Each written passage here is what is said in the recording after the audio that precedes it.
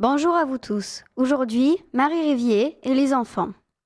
Hier, nous avons vu que Marie Rivier nous invitait à devenir d'autres Christ. Elle a même essayé de faire sa vie un évangile ouvert où chacun pouvait lire et découvrir Jésus.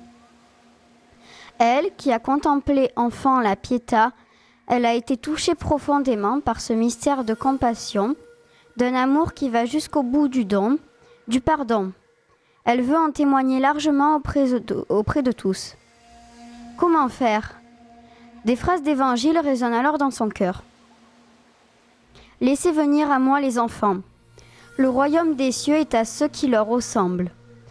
C'est à l'amour que vous aurez les uns pour les autres que tous reconnaîtront que vous êtes mes disciples.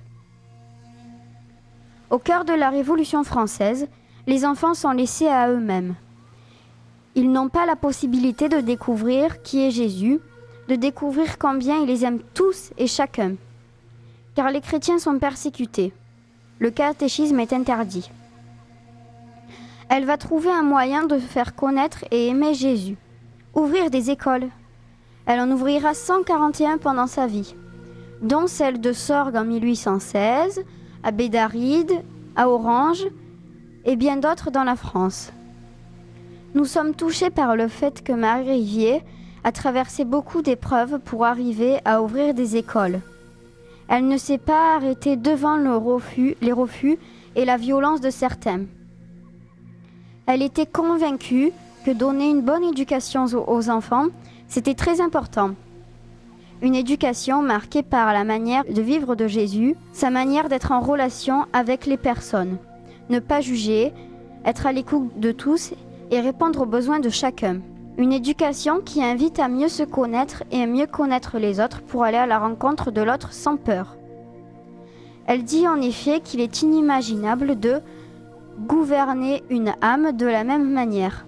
Elle sait que nous sommes tous différents et que toi, Seigneur, tu nous aimes aussi. Ce que nous avons découvert, c'est qu'elle voulait, en accueillant tout le monde et en apprenant aux enfants à mieux se connaître les uns les autres, se respecter, à être ainsi au service de la paix.